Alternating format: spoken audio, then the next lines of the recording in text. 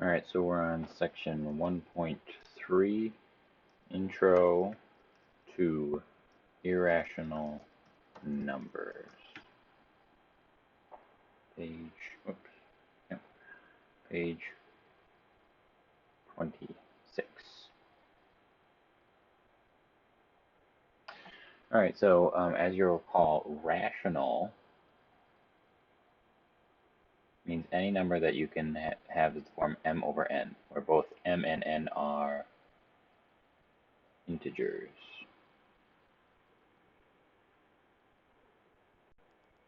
Remember, integers just means like any from -3, -2, 0, 1, 2, but remember, this cannot be 0, and the bottom number can't be. So, irrational numbers, if this is rational, then irrational must mean, well, you cannot, oops, that would be cannot, do m over n form. So if you look on page 26, they're kind of giving you an example. One of the examples they show there is the square root of 2. So if you take a calculator, you can use one of the calculators online, or if you have one on your phone or whatever else it is. But if you actually take the square root of 2, and if you're forgetting what square roots are, remember that square root of 4 is 2. So it's like if you have a square and the area is 4, then what is each side? Because it's a square, and you're taking the square root, so it's a 2 by 2 square, so square root of 4 is 2. So what they're saying here is this is a square, and the area is 2, so they want to know what is, here I'll put S. Sorry, no, I'm going to erase that. Not a very good S. My S's have those little things, otherwise they look like 5 sometimes. So square root of, so a side is 2 here. And the side here would be, well, type it into your calculator. What is the square root of 2? It's about, I'm going to erase this because it's not exact. It's about 1.414. And I'm just going to stop after that. But the emphasis is that I'm putting this right here. This means about, does not mean exact. This means exact, this means about. So about 1 in 414 thousandths, or 1.414. It keeps on going, as you guys can see, probably in your calculator. It goes for 1.414, 2135662. But the big thing about that is it's irrational because you cannot, there's no way to put this in m over n form. You can't do it. No matter what you might try, this number, it never repeats and it never ends. It's going to keep on going over and over and over again. And that's the big thing about an irrational number. Irrational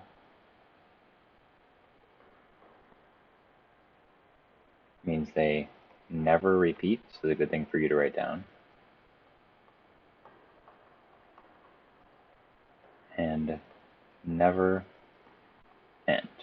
Never repeat and never end. So if you look over on page 28, go skip over to there. It says examples of irrational numbers. So they've got lots of examples: square root of 2, square root of 3, 5, 7, 10.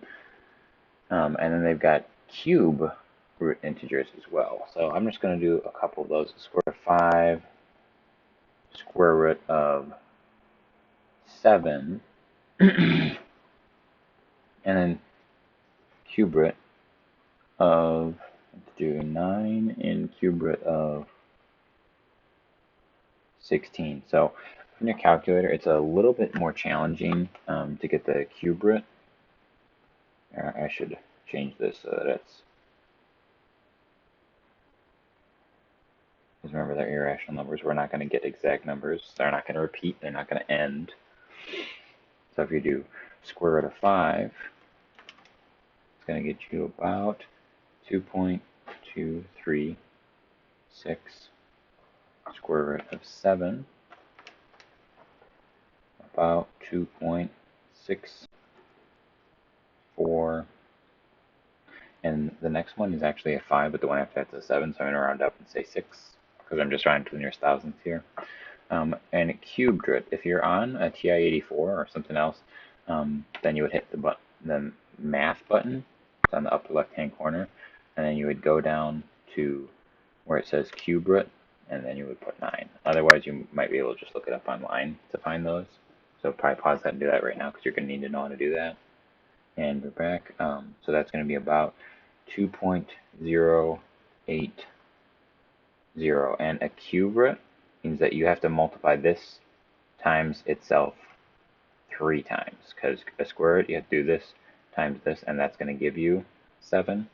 So a cube root means this times itself. So this is 2.08, 2.08, and if you do that on your calculator right now, like I do 2.08 times 2.08 times 2.08 on my calculator, and I get 8.9989. So it's almost there, but it's not exact, because remember, these are irrational numbers, so I can't put the exact number here. And then if I do the cube root of, let's run into the cube root of 16, I get about 2.519. Cube root of 16 is about 2.519. Alright, so if you look over on top of page 29, they give you some more visuals. This is using area of squares to locate irrational numbers approximately.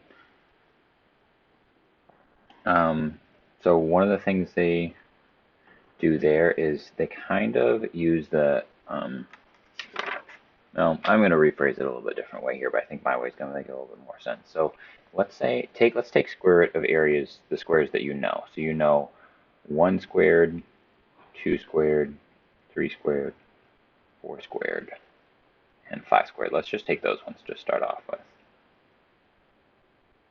Go ahead and pause it and fill those in. And we're back. So this is 1, this is 4, this is 9, this is 16, and this is 25. So those are squares you know, right? So squares you don't know would be all the ones in between there. So if I said square root of 1, you know it's 1. If I say square root of 4, you know it's 4. But what if I say square root of 3? Well, you know that's going to be between 1 and 2. So if I say, hey, find the square root of 3, or put a square root of 3 on a number line, 0, 1, 2, 3. Well, if I say square root of 4, hey, square root of 4 is 2. So I could say that's going to go right here. If I say square root of 1, well, that's 1. So you would say, hey, that's going to go right here. But if I say square root of 3, you don't know exactly what that is, but let's guess it's just about halfway. It's not really exactly, but it's going to be about halfway. Right? That can be what your guess is, because the whole point of this is, do you understand about where these square roots are? That's kind of what the point of this lesson is. It's not to know exactly what it is. It's not even to use the calculator to figure out about what it is. It's to look at it and be like, hey, square root of 3, well, I know it's got to be between the square root of 1 and the square root of 4, because 1 squared is 1, 2 squared is 4. Well, 3 lies in between 1 and 4. So I know the actual square root has to lie between 1 and 2. So that's what we're trying to figure out. So if I told you, hey, what's the square root of 15? Well, you look right here and you're like, well, it's really close to 16, which is 4. So I'm going to guess, I don't know, I would guess like 3.8 or something like that. 0, actually I'm going to check it, see how close that was. Square root of 15. It's 3.87. That was really close. 1, 2, 3, 4. So I would put about right here, square root of 15. As long as it's between 3 and 4, that's what you really want to try to hit up, to make sure that you can have an idea about where it's in between for different things. If you look on page 30, they tell you to put it like really, really exact between like 1.4 and 1.5.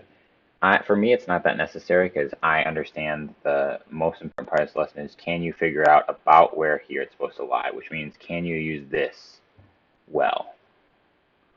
So this is one of those lessons, if you're just looking at the book and not watching this lesson, it might sting you in the butt a little bit. Page 31 says graph square root of 15 on a line using rational approximation. So this is exactly what we just did. Square root of 15 on a line, which we know it's going to be between the square root of 16 and the square root of, what's the next lowest square? 9. This is 4. This is 3. So then you would say 0, 1, 2, 3, 4.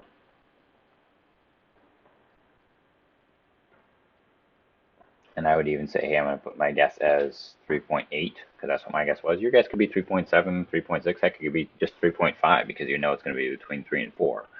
But since 15 is so much closer to 16, I would have guessed like 3.8 and 3.9 probably. So that's kind of how you do that. And then right there, and you want to make sure you put the square root of 15. Do not put 3.8 because 3.8 is your approximation, remember? You're trying to say, hey, this is my approximation, but this is the actual number. So that's what you have to pay attention to. What is that actual number? Let's look at guided practice, page 31 on the bottom of it. Number 1 says square root of 5. Can you put that on a graph? Well, I'm going to write out what are the squares that I know. So 1 squared is 1, 2 squared is 2. Actually, it's not, it's 4. And 3 squared is 9. So square root of 5 is going to be somewhere in here. And is it going to be closer to 2 or 3? Yeah, it's going to be closer to 2. So I will guess about 2.1. That'll be my guess. 0, 1, 2, 3.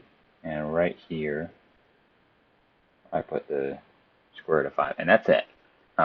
If you look on there, they tell you, well, they tell you to use a calculator to figure out exactly what it is. If you do figure out about exactly what it is, it's about 2.23. So I was a little bit off here. But I don't, you can use a calculator if you want, but it's just going to take more time and it's going to decrease your level of understanding. So my preference is don't use a calculator on this. If you want to use your calculator to check your work, I think that's fun because I think it is fun to see how close can you get with the guessing game.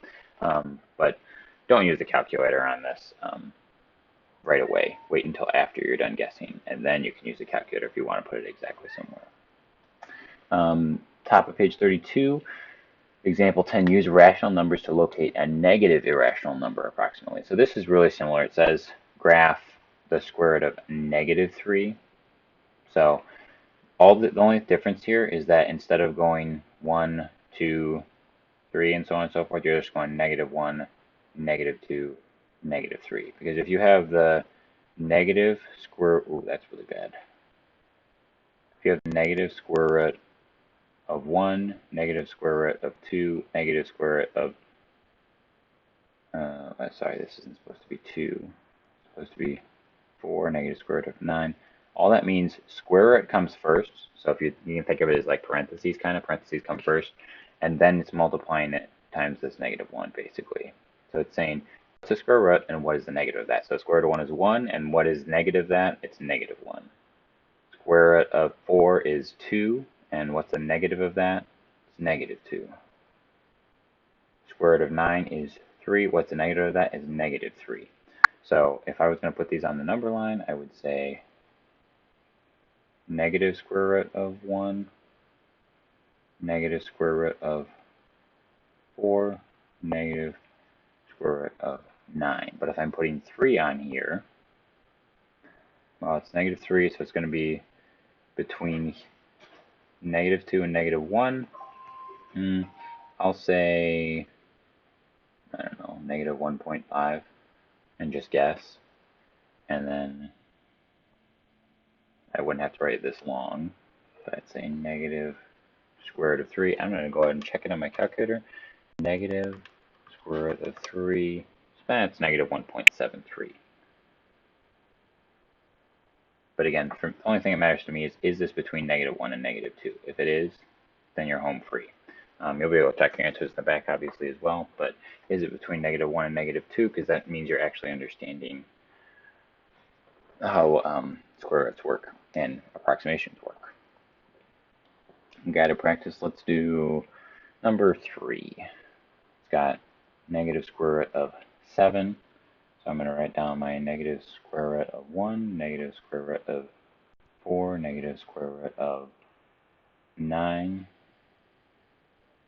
And that's negative 1, negative 2, negative 3. I don't need to go any further because it already hit 7, which means it's got to be somewhere in here, which means it's somewhere between 2 and 3.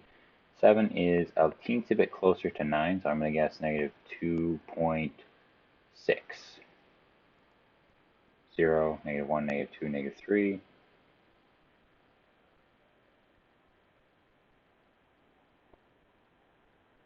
Negative square root of 7. Remember, we're not putting what our guess is. However, afterwards, you can go ahead and check it. I'm going to check negative square root of, wrong one, negative square root of 7 is negative 2.65 if you're on the nearest hundredth. It's negative 2.645, but I'm rounding up to negative 2.65. So I was pretty close for that one. But either way, I'm not going to show it as a difference on here, because my big thing is, do you just understand that it's in between these two integers? It's not as precise. I'm being a lot less precise than what your assignments, some of the answers in the back of the book on your assignment will ask you to do. So don't worry about that. Just be as precise as I'm asking you to, and you'll be good to go. All right, you should be good to go.